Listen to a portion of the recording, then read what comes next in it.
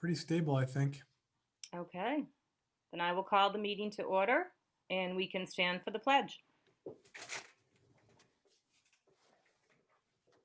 I pledge allegiance to the flag of the United States of America and to the republic for which it stands, one nation, under God, indivisible, with liberty and justice for all. All right, great. So our first item is an approval of the minutes of September 23rd. Can I have a motion to approve those minutes? I move to approve the minutes of September 23rd, 2020. Second. Any discussion? No. No? Okay. All in favor? Shannon? Aye. Matt? Aye. Peter? Aye. Julia? Aye. Kelly? Aye. All right. Reports for the school committee. Dr. Antonucci. Yeah, good evening, everybody. Hope everybody's doing well.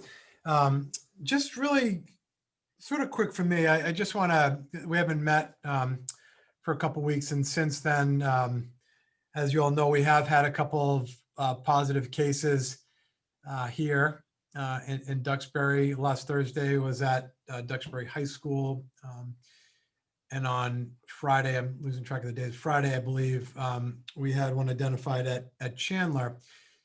I should say that it turned out that the case at Duxbury High School turned out to be a false positive, which is good. It didn't mean that our response was any different. Obviously, we didn't know in the moment, but I say this for a couple of reasons. One is that we've been predicting for several months now that COVID would be in our buildings, and there was going to have to be some level of tolerance for it. And I think the community's done a great job of responding to that news and internally dealing with kind of what we have to deal with when that happens. And we had given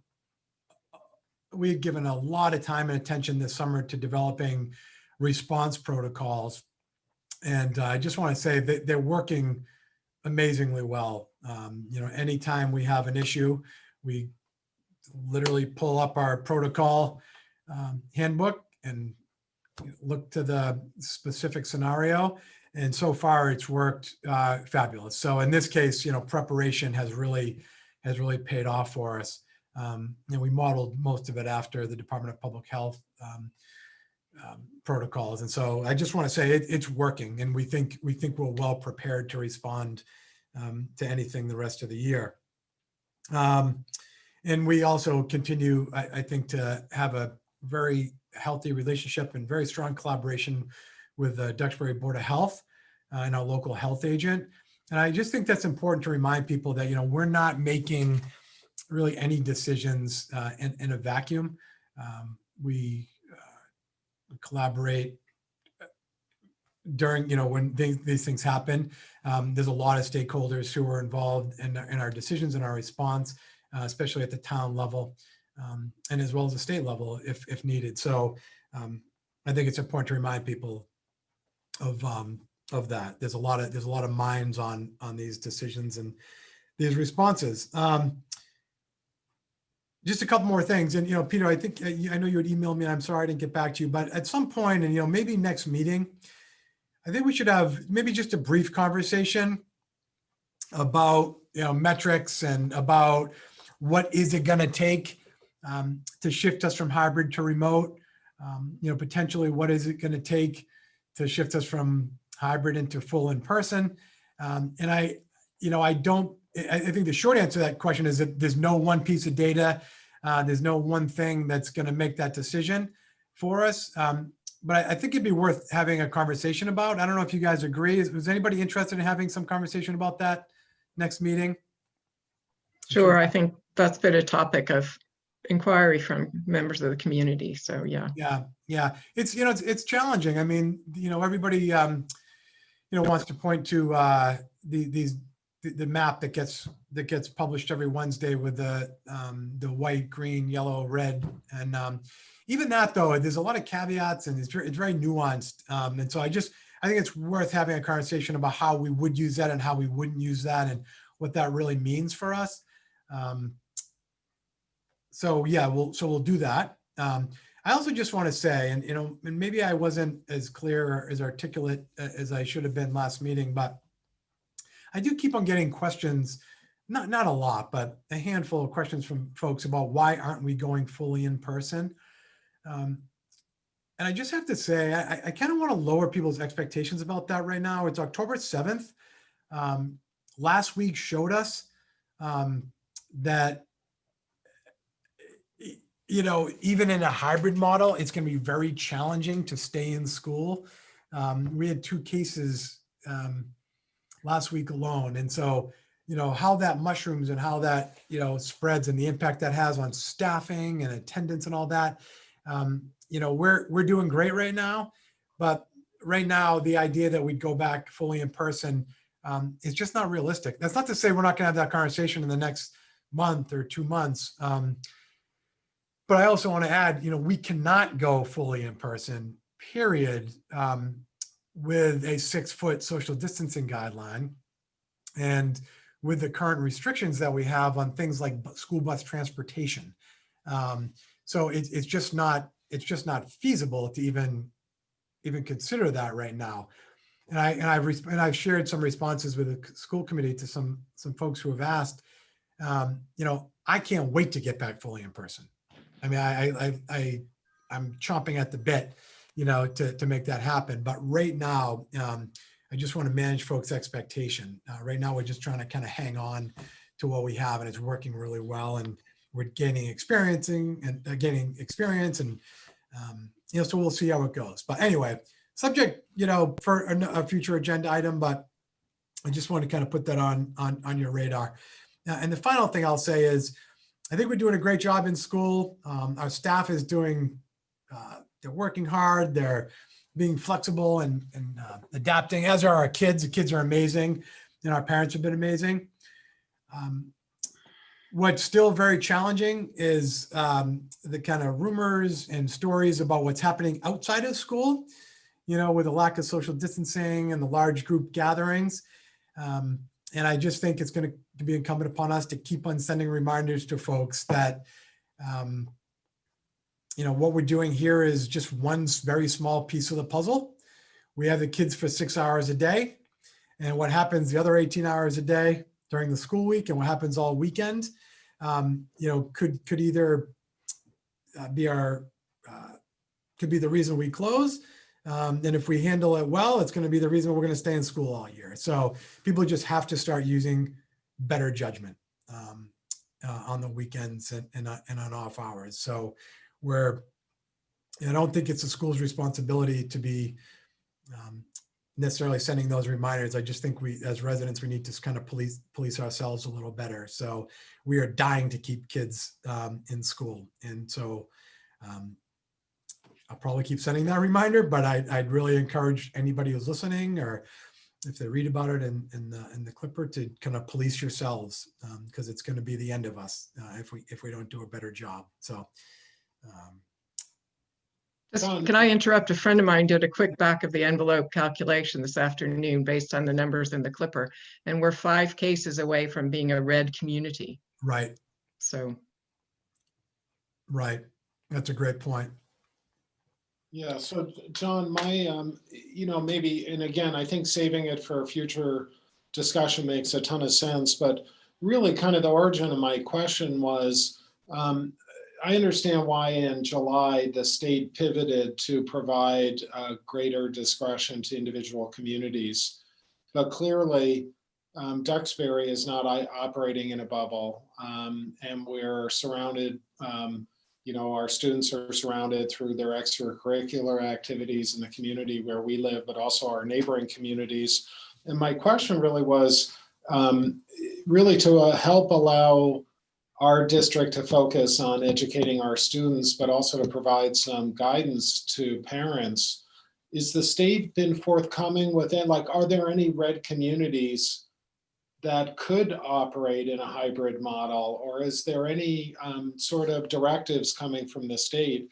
But I think even what you just said, John, is a good example. If you could articulate to students, to families, with the current state guidelines requiring 6-foot social distancing, it is not possible while those guidelines exist to be fully in person in our district. We don't physically have the capacity, just so there's no uncertainty. And it's not a John Antonucci or a school committee decision. It's like, this is a state requirement we have to meet. So Yeah. I'm looking as a way to help, educate, but also to inform, but not to necessarily make it seem like this is something that's completely up to our discretion. So anyhow, that's the origin of my question. No, it's a great question, and it's a little tricky, and so even the guy, and this is why it's worth I think a lot of conversation. But even the guidelines, the state, if you remember, on June 21st, feels like a lifetime ago now, came out with their initial guidelines and suggested that a 3-foot social distancing guideline was acceptable. So that still exists, right? That 3-foot guideline still exists. I can tell you that, and maybe I'll be proven wrong. I don't know of a single district in the Commonwealth that is using that guideline. Everybody's using 6 feet.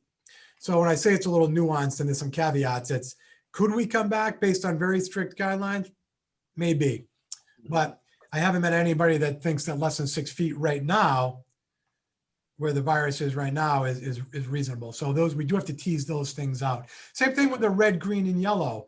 To answer your question, Peter, I think the state would allow us to do, the state is, unfortunately, left it completely in the hands of local, municipalities and local districts to make their own decisions. But even if we were red, the short answer is, yeah, we could absolutely be in school. I think what we need to look deeper at why we're red, right? So if the red, well, I guess it depends, where in the community those cases are. If they're isolated, in a particular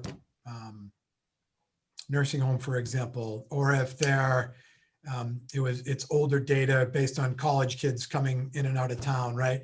But the short answer is, yeah, we could be in school under any of those colors. So it's nuanced, and so it's really, that's why I need more brains on it, which is why I'd like to have a conversation with you all to see what direction you'd like to go. Okay, great, thank you. Yeah. Any other questions? I have a quick question. It's a little related to what you've been talking about, John, but I wonder if you could just say a few words just to reassure the attendees and the community who's listening into this meeting about the realities around instructional time. And this might be more of a question for Danielle or someone else, but it was really eye-opening for me because I've got a younger child, right? He's in the 5th grade. So it was really eye-opening for me after the first couple of weeks to see that, he completed his work, fairly quickly.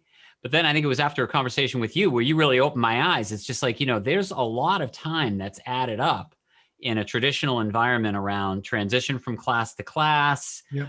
Specials, lunch, all that stuff that is now, gone away or has changed. And I think it might be worth you saying a few words just to reassure the community that there's no real sort of instructional time that's at risk here. The students are still getting the curriculum that they need in order to move forward, even though on its face, it may not really seem like that. Yeah. Well, I'm not sure I can add anything to what you just said. You just gave the answer to the okay, question. Great. Then I'll say it again. So anyway, so that, I just thought that's. No, I think the point is when you and I talk to say, if we have the students for 6 hours a day, it's not all on task instruction for those 6 hours, right? Right. Again, to use these examples, there's transition time, there's recess, there's lunch, there's snack time, right? And there's specials. And so, when someone is focused for 3 hours at home in a remote setting, chances are that 3 hours could very well equate to a full school day. Mm-hmm. It's a great question to ask, and maybe we should do a better job of explaining that. But it's really important for people to realize that in the intensity of the work they're doing in a remote model probably is far greater than what would happen actually in a regular school day. That's what you're getting at, right? Yeah, 6 hours of in-building school time does not equal 6 hours of sitting in front of a Zoom. No. And I think some, you know, like I've been guilty sometimes of sort of thinking along those lines. And so it was really educational for me to kind of look at it through that, after speaking with you. So Yeah. I just think And- it's important to recognize it for people who may be wondering why, their son or daughter isn't in front of a monitor for 5 or 6 hours straight. Yeah, kids are not on task grinding for 6 hours a day, when they're in in-person school. There's a I think lot. there's things that you can think about that we don't have time to do on a typical 6-hour day when you're taking the school bus for half an hour on both ends, or you're doing all those transitions. And so think about all the books you can be reading and all of the software that we purchase for our students to be able to have that guided practice on the skills that you may not have that much time for when you add the 6-hour day to and from school. Then you might have an after school activity, or you have CCD, or you have whatever homework. So I think that if it's taking kids 3 hours truly to complete their remote work, then we definitely encourage families to be looking at some of those supplemental resources and those book lists that they're just begging to be read right now because we have a little bit of extra time. So those things are just as important. Cool. Thank you. It's a great question. I have a quick question, just clarification. The response protocol that you referenced, that's available, right, on the website? Yeah, I think parents need to, if they have questions, remember that document is available. Yep. So Yeah, I've sent that out a few times, actually, at least a link to it, because it's a fairly lengthy document, but there it is. Yeah, and we can certainly, we can continue to reshare that so people know. That's mostly about what it is available for public, and we've disseminated it, but it's really an internal.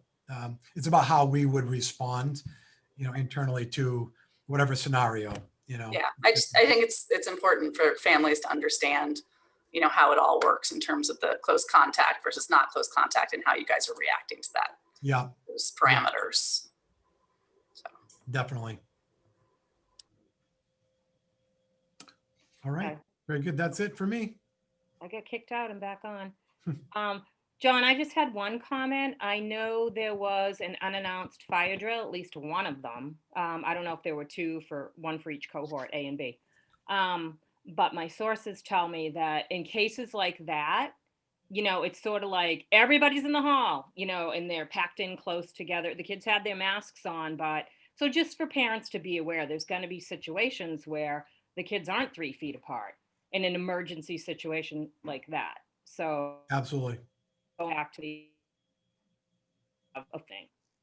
Absolutely. Yeah, I think it's a good point. And, I'm going to go back to what the medical community is saying. The masks are, I think, by far the most important thing right now. And so we're having no problems with that in the schools. And even in a situation that you described, fire drill, for example, we feel pretty good that as long as our students and staff are in masks, that we're protecting the kids to the greatest extent we can. Okay, Danielle.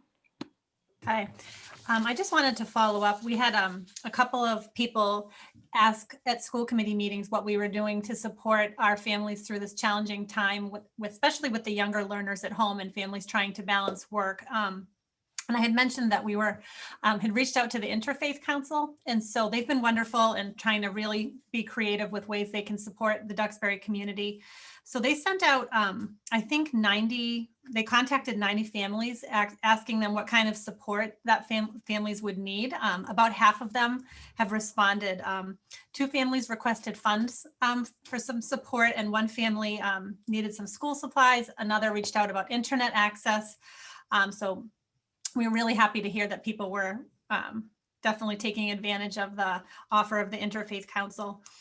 They also had offered learning buddies. So we have a number of people in town that had agreed to support students with some of their learning online over Zoom and to be trained on how to use Zoom. So if any families had a time during the day that it could help to have their students connected with a learning buddy. So it's just really wonderful what they're doing. And I hope that people will continue to reach out to them confidentially if they need any kind of support. So that was great to see.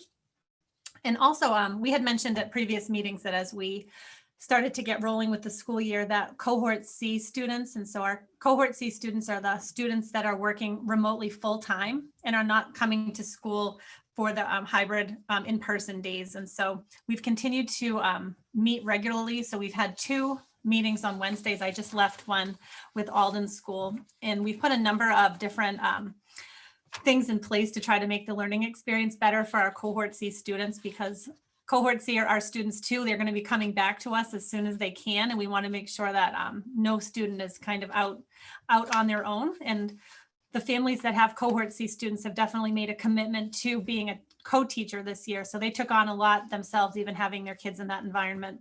So we continue. We've had several cohort C coffee with curriculum supervisor meetings where the principals, curriculum supervisors, and me have sat with our cohort C families and just talked about any questions and anything that we can do to make it a little bit easier. We've definitely taken feedback we've received from phone calls and emails from our cohort C families. We've changed the learning grids so that they're easier to read. I think sometimes we think they're easy to read because we're in the school environment and we're educators, but sometimes when you're at home with 3 different grade level learning grids, it can get a little bit confusing. We've talked to the teaching staff to get their feedback about what's been challenging for managing cohort A, B, and C. We've posted for an additional cohort C teacher at Alden School due to the unique needs of the team structure and the classes switching for content at Alden. So we're hoping to be able to have 1 cohort C remote support teacher at each grade level. We've made adjustments to Zoom meeting schedules so that we're avoiding overlaps wherever we can. We're trying to let cohort C families know that if in their own personal situation, the Zoom schedule is too much, that they can kind of just let us know and they can make some adjustments so that the learning is manageable in their own house. We've tried to increase support where it's needed. And we've also looked to see, like some families have said, getting the specials in has been really challenging. Can they be able to opt in or opt out of some of the specials if they're a cohort C? So we're trying to be as flexible as possible. We've set up material pack pickup for Chandler School so that we can have printed assignments available for any family who needs them. Let's see what else. We've had the cohort C students have been meeting to do their baseline assessments. I know Mrs. Benoit has been doing the STAR reading and the STAR math assessments with the cohort C students one-on-one. And so there's just been cohort C teachers are working extremely hard to plan with our classroom teachers, and the classroom teachers are doing a great job, including the cohort C students in their class. So it's just a little bit trickier to get rolling. And we know our parents are doing everything they can at home to keep the schedules for the cohort C students and to be able to show their students where materials can be located, where folders are, where to hand materials in. So it's definitely a work in progress, but we feel really good about where we are, and we're going to continue to meet with the cohort C families to make sure they're not feeling left out or out on their own for the school year. So we just had a really nice meeting today, so I feel like things are looking up. Great. That Thank sounds you. promising. Thanks, Danielle. Yep. All right, Katie Blake. Hi, everyone. So I updated the budget calendar to reflect the timeline that we're expecting to see for fiscal year 22. So there is a copy of that calendar in the school committee folder for your review. The calendar is in the same format that we used last year, but of course it's been updated to reflect the relevant dates for this year. And I just wanted to point out that there are a few meeting notes with dates of TBD. So one of those of which is the revenue discussion that we usually have with the Board of Selectmen, with the Finance Committee, with the School Committee and the Fiscal Advisory Board. So that has a meeting date of TBD, and also our budget review meeting with the town's financial team. So as soon as we receive more information from the town as to when those meetings might take place, we'll certainly let you know. On the budget calendar, we're currently working on several of the items under the fall 2020 umbrella, which include both our capital and our operating budget requests, which will be presented to you all over the course of the next several meetings. And for the operating budget, I just wanted to provide some preliminary, very high level numbers just as a point of reference to help frame our future discussions. And I just wanted to really review those very briefly tonight. So approximately 82% of our operating budget for fiscal year 22 will be made up of our salary expenses.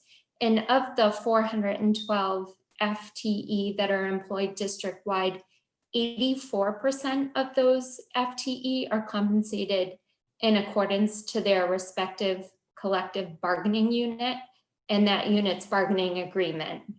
So their compensation is based on a combination of pay scales, which include the various wage steps, our cost of living increases that are built in, any stipends that are included in the CBAs, longevity payments, and other miscellaneous payments. So that's a pretty significant percentage of the operating budget.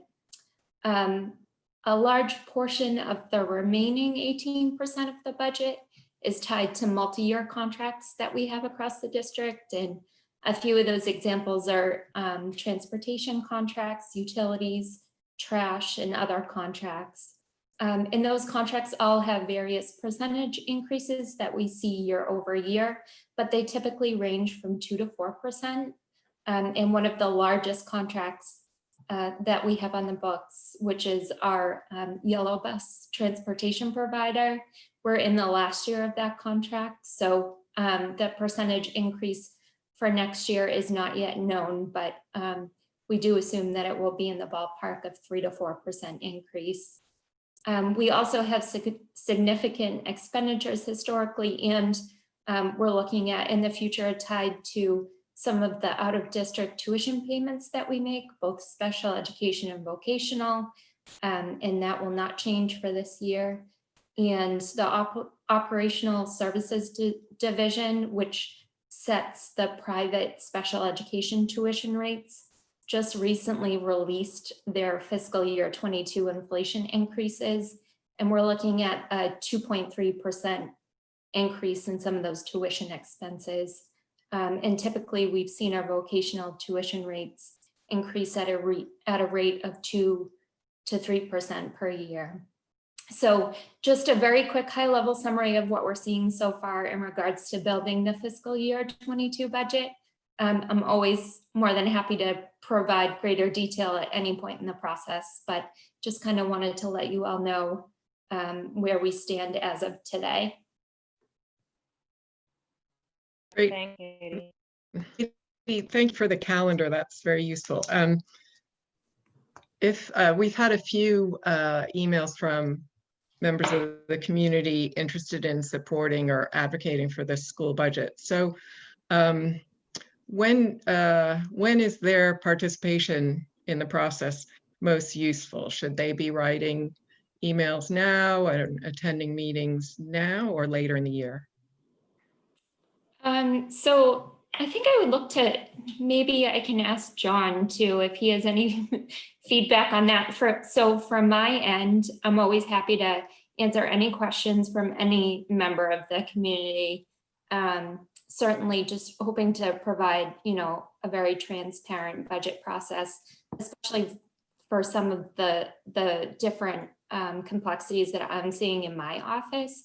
But as far as, the community participation, I think any time is a good time, but John. Yeah, that's kind of what I was going to say. I mean, now is great Yes. because, I think the messages that we've been copied on, number one, they're very well written and very, very thoughtful and rational. And what all they're doing is just kind of, putting a stake in the ground as a community member to say, we value public education. And as you're setting priorities in town, we want you to prioritize public education. I mean, it's sort of it's that simple. At the end of the day, the revenue is the revenue. In the absence of a Prop 2.5 override, there's one pie. And I think the push is to say, as you're developing priorities and as you're carving up the pie, we want to make sure the schools are protected. And so to me, that's the value right now. You know, I've been asked that by a couple residents as well. We certainly don't want to set up an us versus them scenario, and that's certainly not the intent. I just think it's a nice reminder sometimes for residents to indicate that they really support the public schools, and in most cases they move to Duxbury because of the public schools. Maybe the beaches too, but I don't want to talk about the beaches. So yeah, I'd say keep it coming. And then as you know, as we start meeting, I think there's always value in folks showing up and, you know, just paying attention and being visible when big high stakes decisions are being made, even at our level. I hope people attend our budget meetings as well. So yeah, the more the merrier. That's what you know, any level of student engagement, of community engagement in the budget process is great. I don't know if the school committee has a different opinion on that, but. Well, you know, John, I agree, but I'd like to, you know, recommend when your average person thinks about a $36 million budget, they're like, well, surely you can find $1 million here and there on an efficiency. And I would recommend, Katie, what you just articulated is such a clear picture of the cost of doing business. I think it would be very beneficial, and it's not advocacy, but just to put together a budget fact sheet that could be provided to anyone who's interested, that shows what our fiscal 21 town approved budget is.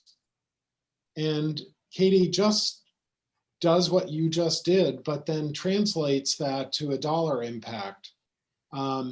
So the area in which there's discretion, I mean, if you do what you just did, the area in which there's quote unquote discretion is such a small percentage and also dollar amount that I think it'd be very beneficial to make sure that that is widely available, well understood, and accessible to anybody who's interested, because what you just described, along with, you know, most people don't remember what we approved at town meeting just 2 months ago.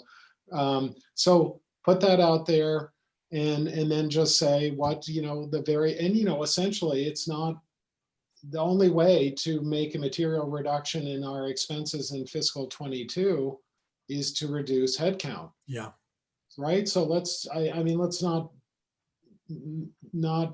that's not a political position. That's the reality of our budget, in the way we have fixed contracts, we have transportation costs, we have external costs that are legally mandated upon our schools, like special ed, et cetera, et cetera. So these things are just like, this is what the budget facts are. So I don't think that's taking a position. It's just a budget fact sheet. And I think a one-pager would be a phenomenal resource, because John, you've gotten the executive summary down to 6, but what Katie just did was a one-page fiscal 22 budget that captures 95% of what the fiscal situation is. Yeah.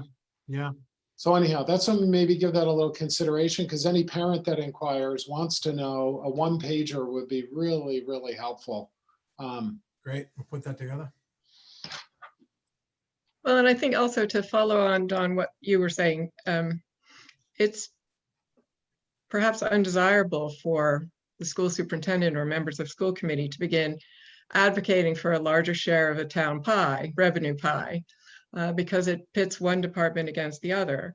But ultimately, spending decisions in the town are decided by town meeting, which means that voters are the ones who should be articulating what their priorities are. And if they place a higher priority on education than they do on some other town service, then they should be voicing that priority now, so that town administrators and the finance committee can understand how to balance the competing priorities across what's a tight budget, right? So I think that people who are keen to keep the school budget from being cut to such an extent that services are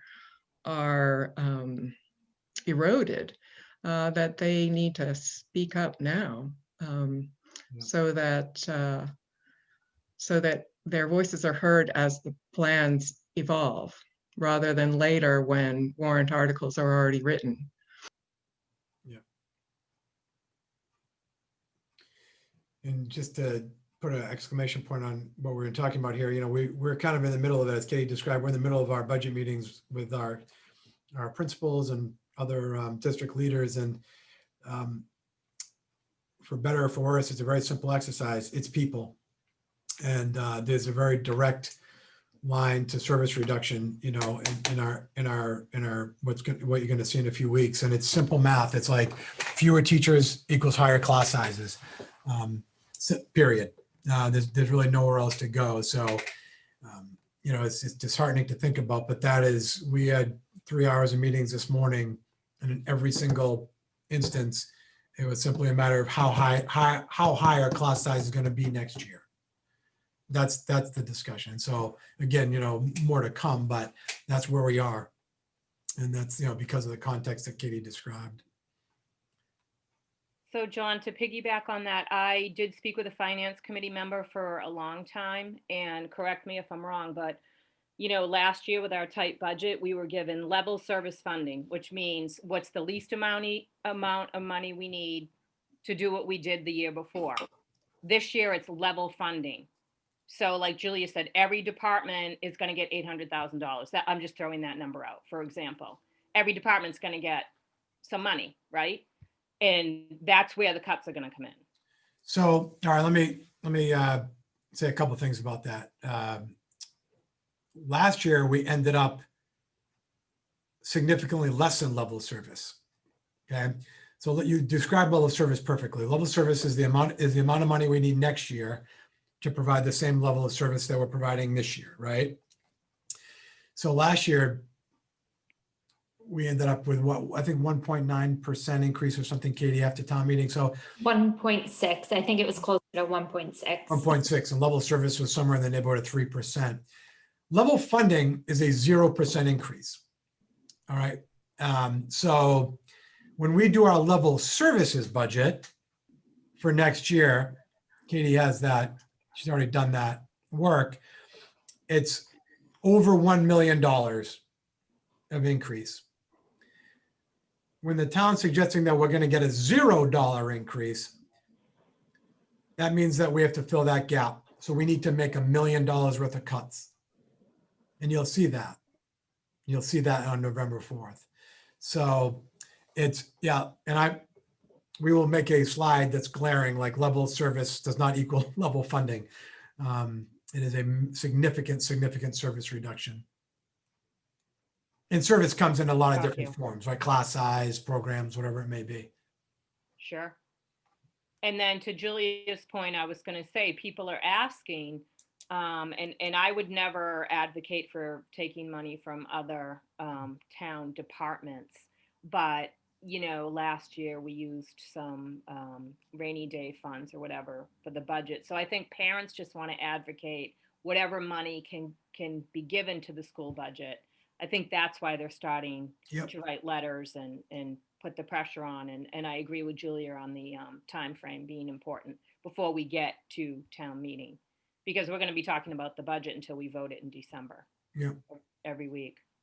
Okay. Great. All right. So we don't have a student rep, right? We will. Hopefully. We will, I know. So for me, the only thing I wanted to sort of bring up again, and I know we got a couple letters about professional development and the fact that we need to offer our teachers PD days within the calendar, because it's so important, especially now with all the work they're doing. And as Danielle alluded to, with the cohort C teachers and coordinating with everybody else, and the teachers need their planning time because they have responsibilities on Wednesdays. So that's why we can't offer PD on Wednesdays. Mm-hmm. So I don't know if you have anything to add on with that, Danielle or John. Yeah, I mean, we just place great value on professional development time for teachers. I mean, that's how change is made. That's how people grow and improve. And so, yeah, I know it's frustrating sometimes, but, and especially this year, those Wednesdays are specifically to plan for and prepare for working in a hybrid model. Yep. Right. And so, and what comes with that, which is kind of crazy. And so the leftover early release days, we still have a lot of other work to do. You know, we still have a lot of district initiatives and a lot of curriculum work, and we need both. And it's what it is. Okay, great. Thank you. So discussion items, Magic Dragon, extended day. Yep. So we've invited Sandy Coonan. Hold on 1 minute. I'm going to bring Sandy in as a panelist.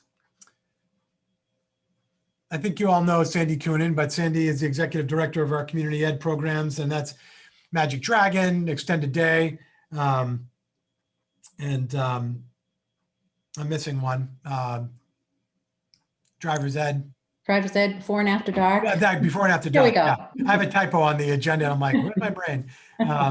So anyway, we invited Sandy just to come. She's done a ton of work to get up and running, and it's been a pretty challenging 7 or so months with Sandy's program. So we invited her to come and just give an update, and tell us kind of where we are, if that sounds good. So I am going to actually share my screen. I'm just going to get this ready here. Bear with me just a moment.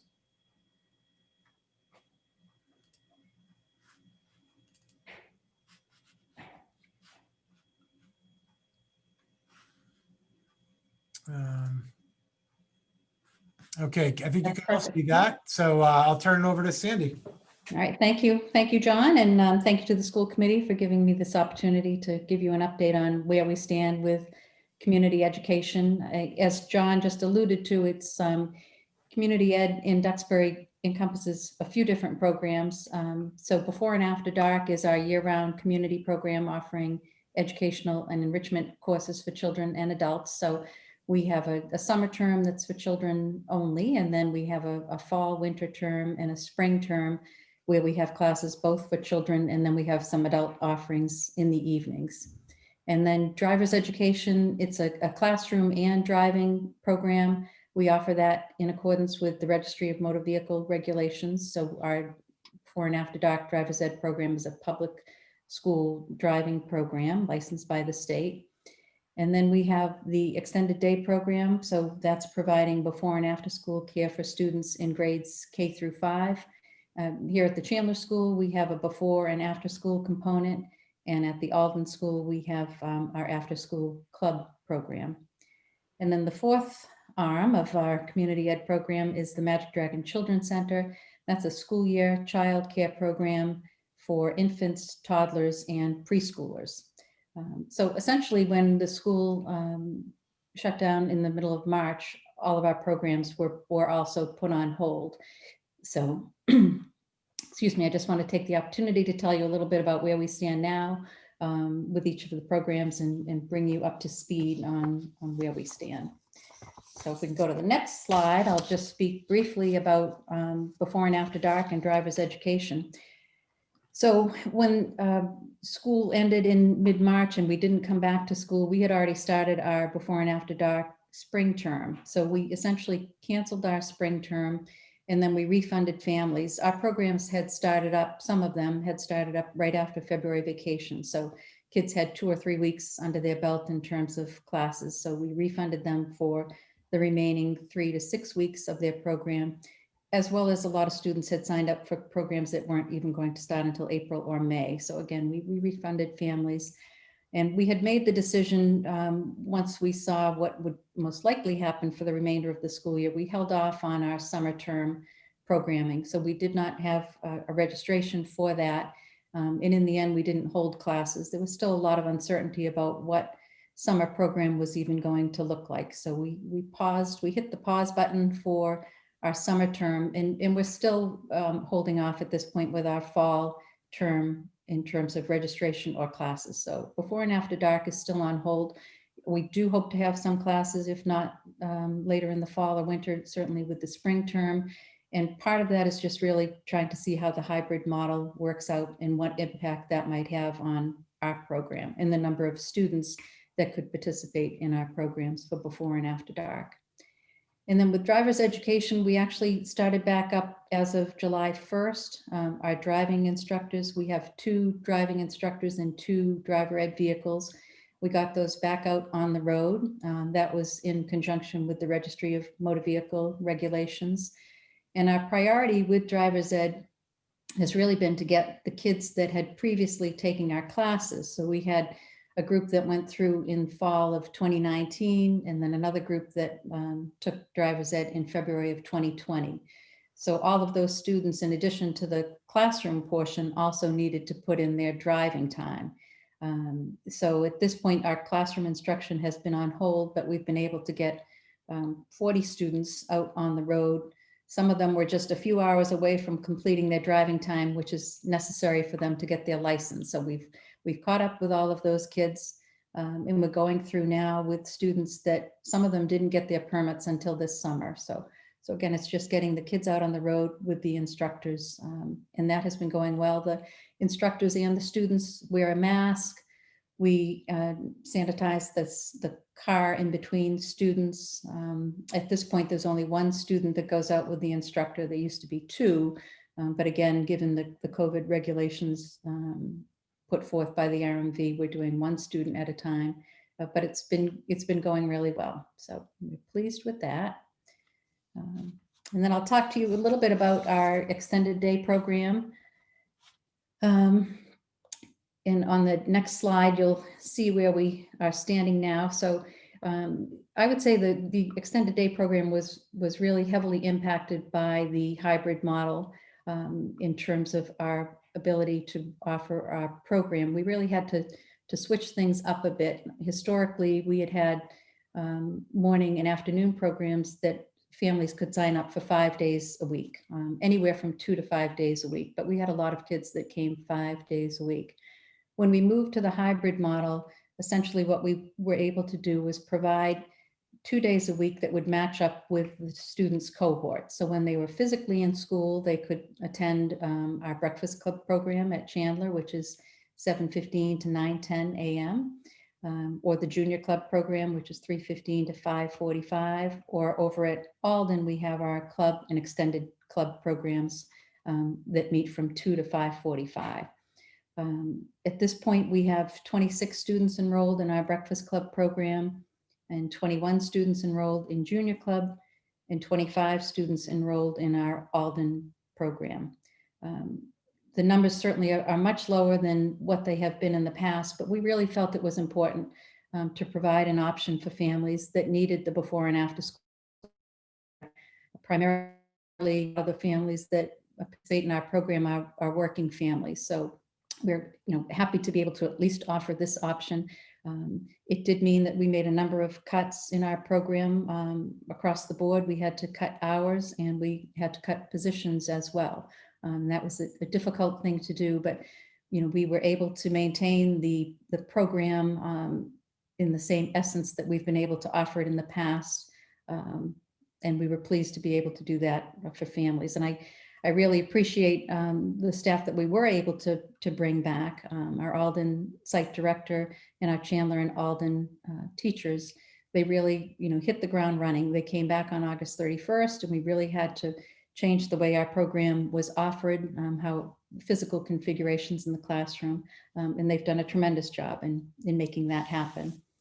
If we can switch to the next slide, I'll just touch a little bit on that. In cohort A for our extended day program, we reopened on Monday, September 14th.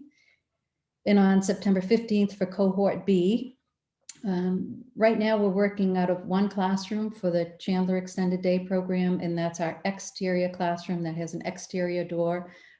So families in the past would come in and sign in their children, and we have come up with a different plan, obviously now, where the parents are not entering the building, but they do meet a staff member at the door where the children are signed in, and then the child comes in to put away their materials.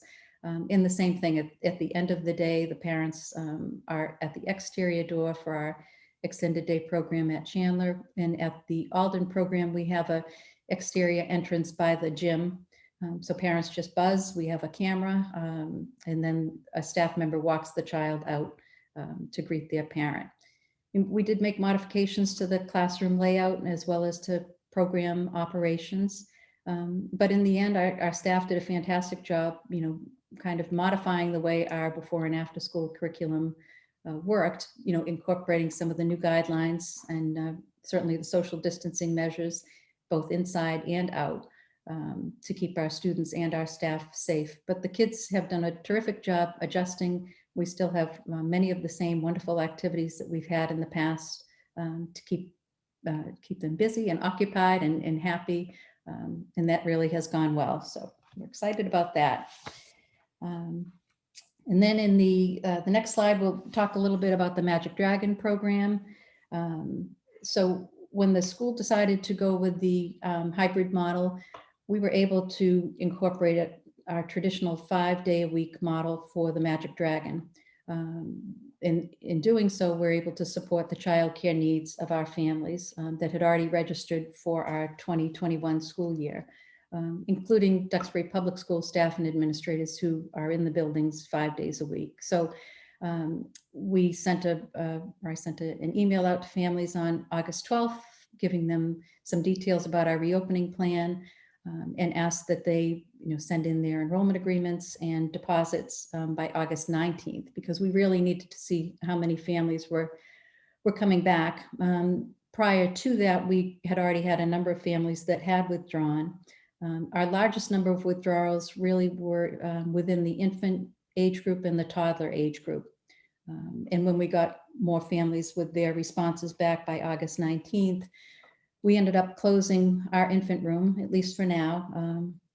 Most of the families had withdrawn their infants from that classroom and hoped to rejoin us, if not in the spring in the following year.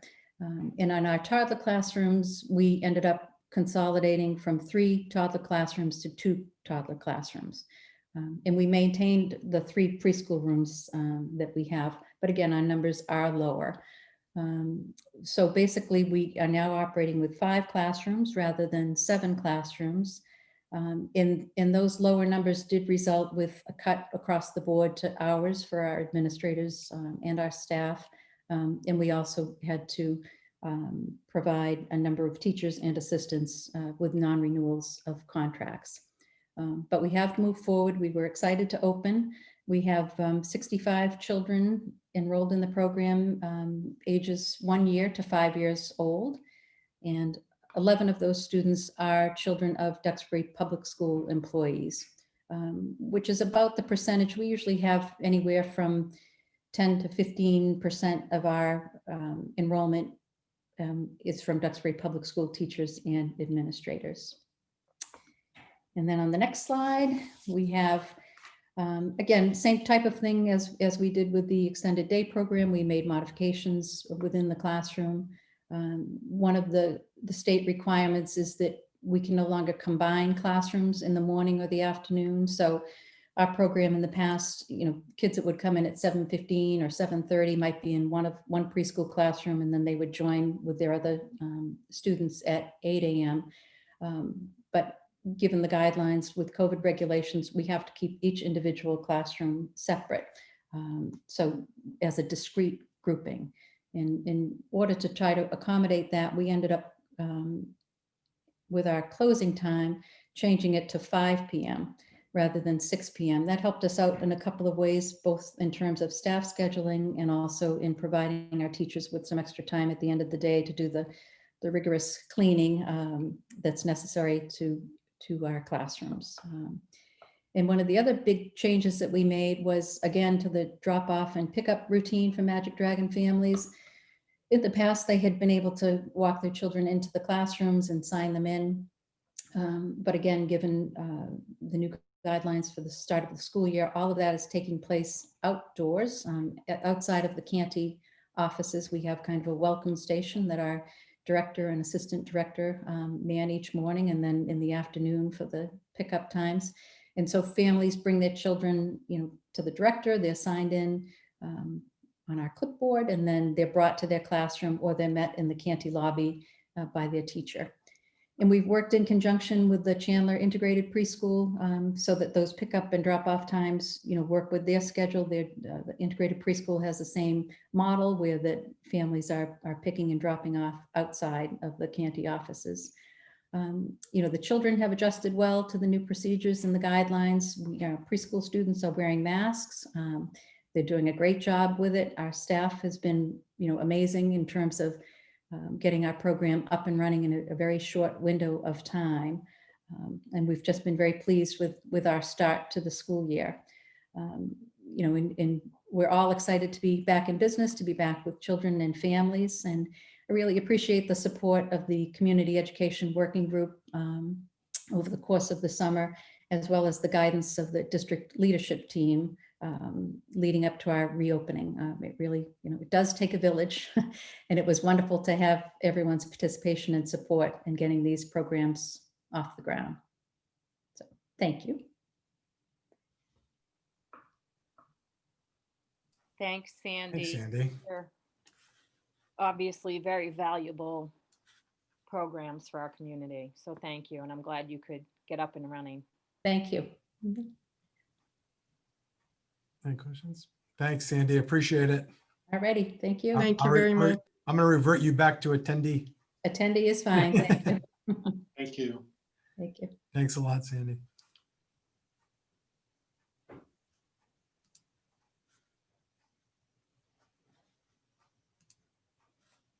All set? There we go. Okay. Yes. So next is superintendent's goals. You're up, John. Okay, Once just again. give me one moment. Yep.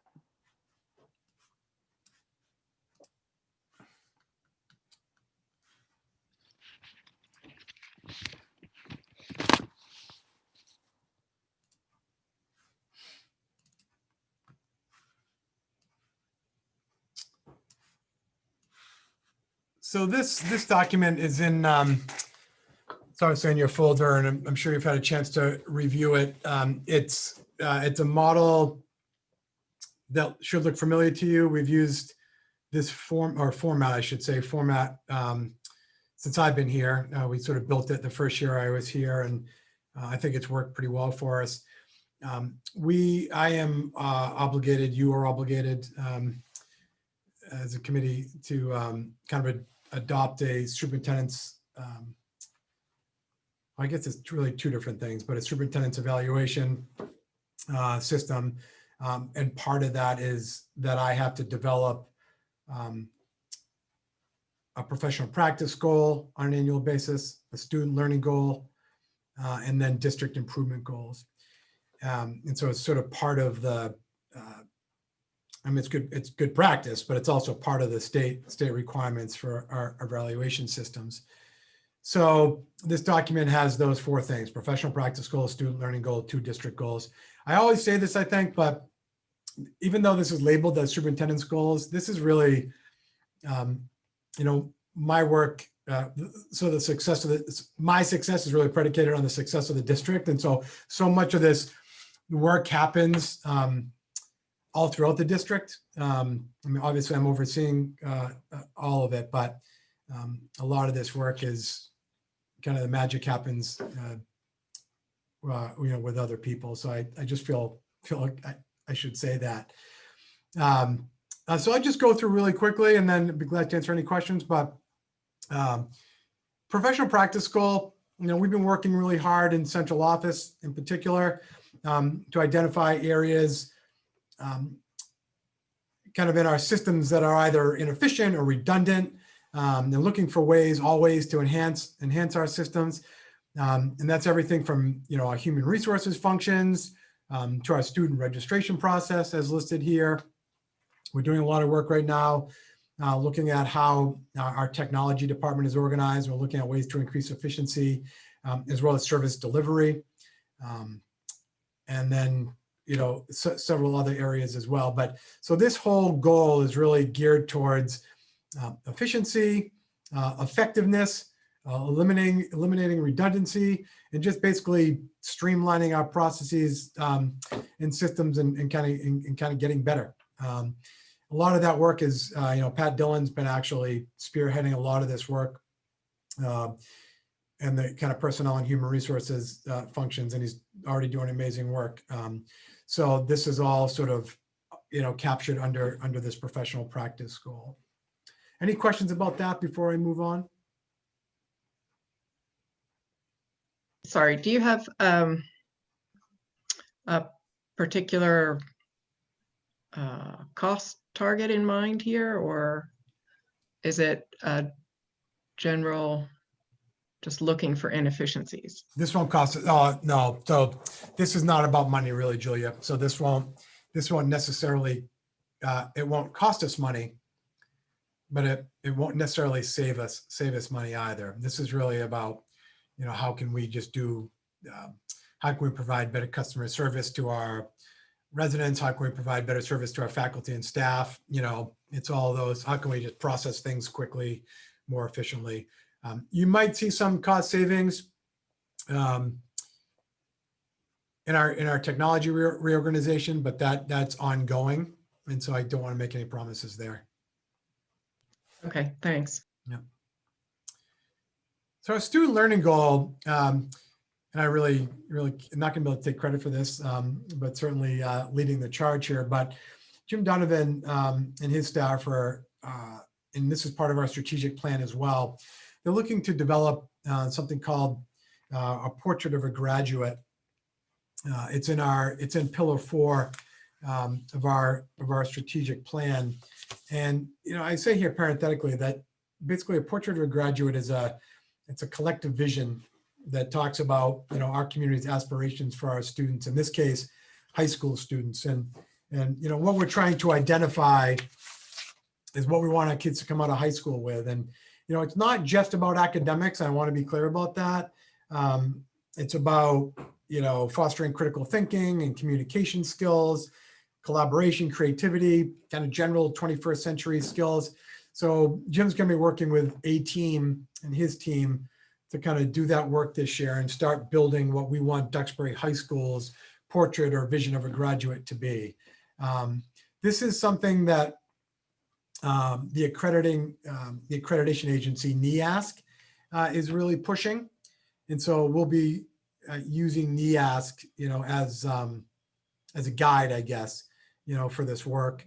We'll probably also be partnering with a consultant. We haven't identified him or her yet, but a lot of districts around the Commonwealth are doing this right now, and we know some districts have been successful. So we don't really want to reinvent the wheel.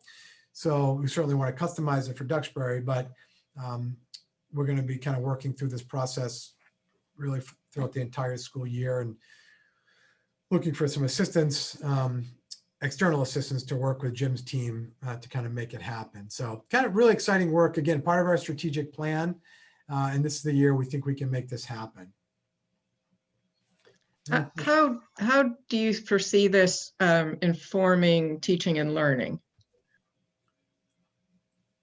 So I'm not sure I can really answer that articulately. Danielle, can you answer that more clearly than I would try to? Oops, just needed to unmute myself. So I think a lot of school districts treat this in a similar fashion to strategic planning. And so I think when we look at a strategic plan, you're looking at all aspects of a student's experience and an overall view. And I think the same thing with the portrait of a graduate. I think portions of it will have an impact on the courses that we want to make sure we're providing for students' experiences, different tracks.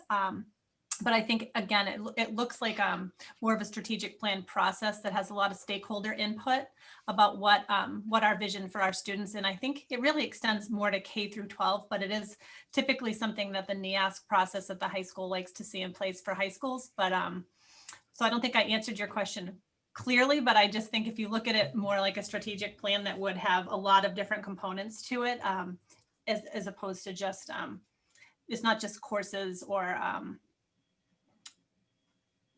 just it's beyond just the high school. So that was not a very good answer, but it's a No, I just wondered, I'm sure NEASC would love to see this from lots of schools. I'm just eager to understand how it may directly impact our our students in terms of the quality of their learning over the longer term, and how it adds to all the effort that was put into the strategic plan that we already have in place, which I felt was pretty comprehensive. I think it'll probably feed some of our next strategic plan with what areas we need to look at. Are we offering our students a comprehensive education in a global society? And so I think that we'll be able to take some of the input that we gleaned from the Portrait of a Graduate Committee and initiatives. I think that will definitely feed our next strategic plan. So I think these are all strategic initiatives for school districts to make sure that we're offering our students an appropriate 21st century education to be successful learners during school and beyond. Great, thanks. Yeah, Julia, you know, it's interesting because, I mean, I can cite two significant examples that if we really did engage our community, it could have a very positive impact on our students and our district in the future. But two specific examples are, one is I believe the community has a distorted perspective of opportunity for Duxbury students relative to many peer communities in the Commonwealth. And I think that will highlight resource deficiencies in our district. If our community believes that our students should be prepared with the breadth of opportunities in curriculum, a full spectrum of opportunities in foreign experiences, including foreign language, coding, and emerging fields of study like computer programming, computer science, interdisciplinary learning, community-based learning. So if the community's aspirations are to provide a top-tier opportunity for our Duxbury students, that's going to create a day of reckoning for what resources are required to deliver that. But the second example, again, I'm focusing on the community aspiration. I think there was a very significant misunderstanding and also misplaced anger directed to our school administration for bringing very topical current events related to inequity, systematic racism, citizenship, etc., into the schools. What is the appropriate role of our schools? And those are just two examples that I think if this really is an opportunity to engage the community, we can get better alignment with what is the appropriate role and what resources are required for our schools to be able to deliver the vision. So I'm emphasizing here, it's a community aspiration, not the administrator's aspiration. So that differentiates in many ways, I think, from anything that I've seen us do before. So I think that's probably the things that I think would be very helpful is if the community wants one thing, they're going to have to address the resource issue. And second, I think clarify the role of the schools as it pertains to potentially subjects that are relatively controversial in some minds. What is the appropriate role for engaging our students as citizens? So anyhow, I like the idea of if we can effectively engage the community in this process, I think it could be very beneficial. Great. So moving on, this is kind of a funny thing, like kind of a goal within a goal, but we have the strategic plan hanging out there, and it does require a lot of focus and attention for us. So sort of under district improvement, we talked about just overseeing and leading the implementation of our strategic plan. It's the second year of it. I will say, as you know, as resources get more and more squeezed, it's becoming a more daunting task, you know, to complete the very ambitious objectives and goals we had laid out in our strategic plan, but we're going to keep trying. And so we kind of identified some highlights of what we think should happen in year two. One of them was really about SEL, and that's just this year in particular, we need to place a great deal of focus on making sure that we provide support and resources and strategies for dealing with the current state of affairs in our country. I'm talking about, you know, COVID really specifically. And so we need to emphasize that this year and put some really specific attention towards that. And so we're going to try to do everything from speaker series or counseling support, webinars, whatever it might be, to make sure we kind of boost that SEL component in the kind of during the COVID days.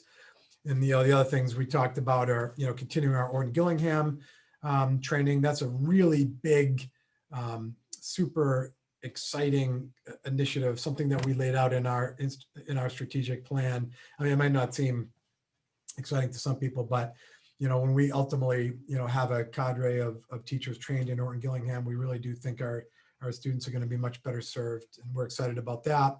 We also, Danielle has been working quite a bit with Matt Files, and we've launched our year-long cooperative learning course this year. COVID's impacted that a little bit because we're looking at putting kids out in the community and into internships, what have you. And so we're kind of working through that, but we're very committed to that. And Matt has launched that. So that'll be a big focus of our year too. And then obviously kind of looping back to portrait of vision of a graduate that's embedded in the strategic planning work. And then finally, I'm not sure I could really talk about the school year 2020, 2021 without talking about the challenges that we have due to the pandemic.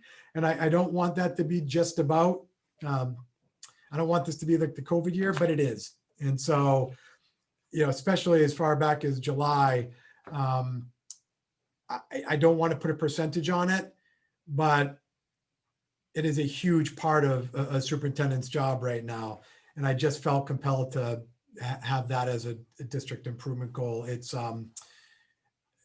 what we're doing and how we're responding is none of it's happening by accident. And so it's just it might be 75% of our work this year. And so I just felt compelled to add it as a district goal. And as you can see, there's a lot of components about that, everything from, planning to communicating to responding. So I just felt it belonged. I felt it belonged to my plan this year. And I think that I should be judged on how we do. So that's why it's in a district goal. So I don't know if you have any questions about that or anything, but we have a lot of work to do. And we want to really make sure that, we do continue with our strategic initiatives and improve the district and continue to grow both as people, but also, as a district. And it'd be really easy just to kind of shut everything else down while we're in this COVID world. But we can't, I don't want to, and our students deserve better. So we're just going to keep on chugging and try to balance kind of both worlds that we're living in right now. So that's that.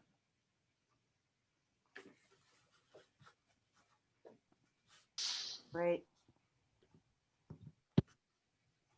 Well, you certainly have your hands full, and COVID has not made it any easier.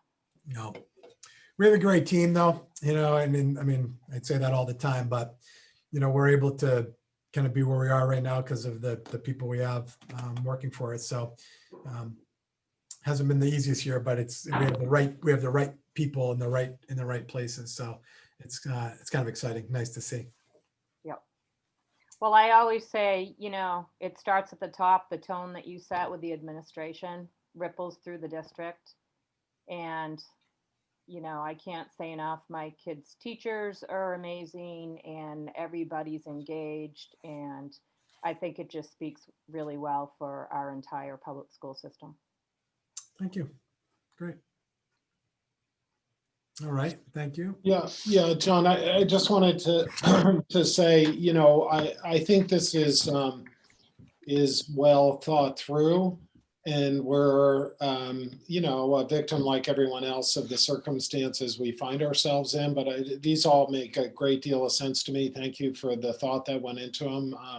I think they make sense. So I don't have any really specific comments other than super challenging. And you won't have difficulty waking up in the morning thinking of the things that you need to do. Yeah, don't remind me. Thanks. Well, and I gotta say, I love the portrait of a graduate. I know a lot of private schools do that. And it's funny you brought up communication skills, because we were talking with my 7th grader the other night at dinner, my husband and I don't know if it was an assignment or something about how she would change the schools. And of course it would be to be more life experience, because who needs math and, reading or whatever. And one of her number 1 was learning communication skills. Yep. So I thought that was pretty funny. I'm like, it's all in there. Trust us.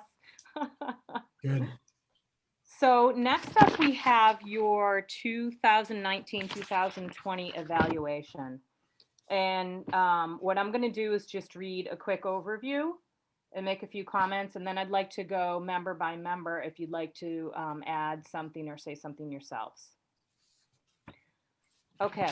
Kelly, so- can I just say, sorry, I didn't mean to interrupt. If anybody cares or is paying attention, this normally happens at the end of the school year. And we presented the results of our goals and at the end of the school year. So it's kind of funny, we're kind of crossing cycles right now. But we had to delay it just because we were in this shutdown and we were dealing with the planning for the school year. So it's unusual that it's happening now, but I just wanted to, if anybody's wondering, that's why. Thank you. Yeah, sorry to interrupt. No, that's okay. And I hear thunder and my lights did flicker once. So hopefully I won't go anywhere. Okay, so for the student learning goal, that was met, and there were 5 met evaluations. Professional practice goal was met.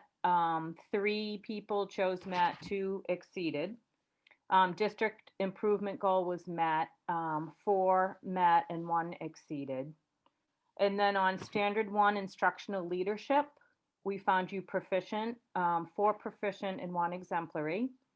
Standard 2 management and operations, exemplary, 4 exemplary, 1 proficient. Standard 3 family and community engagement, proficient, 4 proficient, 1 exemplary. And then standard 4 professional culture was proficient, 3 proficient, 2 exemplary. So really high marks for you, John. And my summary was, John continues to lead the Duxbury Public Schools with professionalism, business acumen, and dedication to students and staff. His high expectations ensure a rigorous curriculum that can be accessed by all students. The administrative team John has assembled is top tier. We continue to benefit not only from John's educational expertise, but also his budgetary accomplishments. We look forward to continued success under his leadership. And again, in this crazy COVID year and everything we've been through, we're looking through that lens, but I know that was this, so. Okay, let's go to Shannon. Is there anything you would like to say from your individual evaluation? Yeah, I think the 2 things I'd like to highlight and say, first of all, it's been a really unusual year. And I think, John, you've done a great job. So I think the 2 things that really stand out to me, the budget process and how you were able to build the relationships with the town and navigate that. I think that was a real win. And then handling the whole COVID thing. That's not a win for anybody, but you handled it with grace and a lot of hard work with you and your team. And I think everybody should say thank you so much for that. So Thank you. Great. Matt, would you like to unmute? Yes, I would like to unmute. That Shannon actually beat me to the punch, because those were the two of the 3 things that I wanted to point out. So I'll echo what Shannon said in no particular order. One is that I feel like, John, you've done a really great job of strengthening relationships between the school district and the other municipal areas and town government. But you've done that in a way that just doesn't sort of assume you're going to lie down. So I like that. I mean, like, you've really been able, I think, to thread the needle by making the case for a more healthy investment in the budget, yet still being able to, get closer with and work well with your counterparts throughout the town. So I think that's been really, really well done. The COVID handling, I think, speaks for itself. There's no template for this. There's no blueprint. There's no way of doing it, because a game plan just doesn't exist. So was everything done perfectly? Probably not. But one of the things that really stood out to me about your handling of the health crisis, going back to when it first came about, is number one, mobilizing quickly and coming up with a game plan. And then secondly, really just being able to withstand a lot of criticism, much, I think, of what is understandable but unfair, because we're all human beings. We're all going through sort of our own little, hells with regard to with regard to the pandemic. And you've got a uniquely difficult job in taking care of the district, taking care of your staff, taking care of the students, and sort of being the face of taking a lot of arrows from the community. So I really like how you've been able to do that. And then thirdly, at the risk of sounding like I'm blowing a ton of smoke here, and then I'll be quiet, but thirdly, I've worked with, in my career, I've worked with tons and tons of school administrators and superintendents. It's just part of the work that I do. And I think one of the really unique values that you bring to the district that I don't, quite frankly, see with a lot of superintendents is the ability to lead a staff and to grow your staff. So it's not lost on me. It's probably not lost on to a lot of people that there's been a lot of turnover. I think good turnover since you've come around. You've done a good balance of hiring from within and finding good talent from outside the district. There's a good mix there. And I can just see from the outside looking in, you do a really good job of growing your people. From, Katie in the business office to Danielle and to the principals, everyone.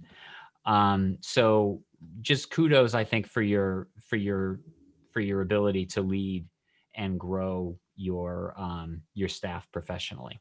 So those are the three things that I wanted to point out. Thank you. All right, Peter Quigley.